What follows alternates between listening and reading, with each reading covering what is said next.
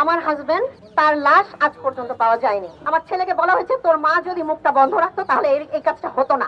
আমি 26 ফেব্রুয়ারি 2009 সালের বিকালবেলায় পিলখানা থেকে বের হয়ে আসি। পিলখানার ভিতরে কি হয়েছে সেটা নিয়ে তো নতুন করে বলার কিছু নাই, সেটা সবাই জানেন, এবং কারা এ হত্যাকাণ্ড ঘটিয়েছে সেটা নিয়েও আপনারা সবাই জানেন। আমি এর পরবর্তী কথায় আসি। শেখ হাসিনা থাকতে আমরা এই পর্যন্ত কোনো কিছুর ব্যাপারে, কোনো হত্যাকাণ্ডের ব্যাপারে আমরা এই পর্যন্ত কোনো রকমের বিচার পাইনি, সুবিচার করা হয়নি, আমাদের সাথেও করা হয়নি, এবং কোনো জওয়ানদের ফ্যামিলির সাথে, জওয়ানদের সাথে কারোর সাথেই করা হয়নি। সেখানে যারা নির্দোষ ছিল তাদের উপর দিয়েও অনেক রকমের জুলুম হয়েছে। আমাদের যারা পরিবার আছেন, শহীদ পরিবার, তাদেরকে এখন পর্যন্ত শহীদের মর্যাদা দেওয়া হয়নি, বিচার তো হয়ই নাই। আমাদের কথা বলে সারা বাংলাদেশকে জানানো হয়েছে আমরা অনেকভাবে বেনিফিটেড, আমরা যেখানেই যাই সেজন্য অনেক আমাদের লজ্জার মধ্যে পড়তে হয়। আর আরো একটা বিষয় আমি এখানে আপনাদেরকে বলতে চাচ্ছি, আমার হাজবেন্ড তার লাশ আজ পর্যন্ত পাওয়া যায়নি। এটার জন্য আমি গত 4 মাসে অনেক চেষ্টা করেছি, যথাযথ কর্তৃপক্ষকে জানিয়েছি, আমাকে কোনো রকমের অ্যাপয়েন্টমেন্ট কোনো কিছুই দেওয়া হয়নি।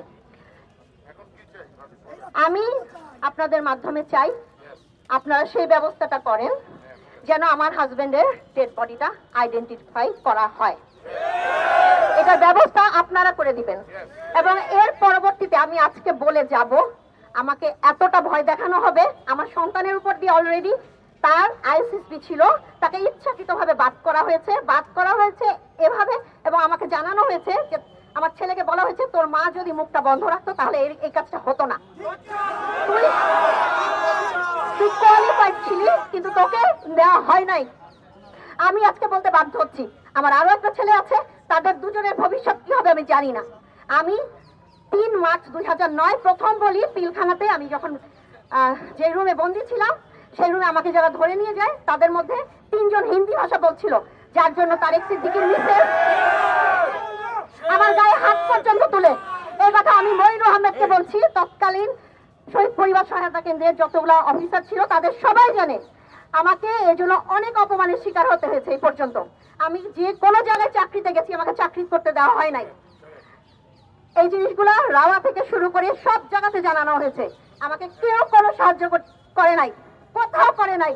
এখন পর্যন্ত আমি কোথাও কোনো হেল্প পাই নাই, কোথাও না, কখনোই আমাকে হেল্প করা হয় না। আমি মাথা নিচু করে বেঁচে থাকি, আমার বাচ্চারা মাথা নিচু করে বেঁচে থাকে। আমি যেখানে যাই আমাকে আঙ্গুল তুলে বাজে কথা বলে। আমি কি সেরকম মেয়ে? আমার নামে কেন এই ধরনের কথা বলতে হবে? না আমার হাজবেন্ডকে কোনো সম্মান দেওয়া হয়েছে, না 57 অফিসারকে কোনো সম্মান দেওয়া হয়েছে, না আমার এই পর্যন্ত আমরা শান্তিতে বেঁচে আছি। আপনাদের কাছে এতটুকু অনুরোধ, আপনারা জাস্টিসটা হওয়ার ব্যবস্থা করেন।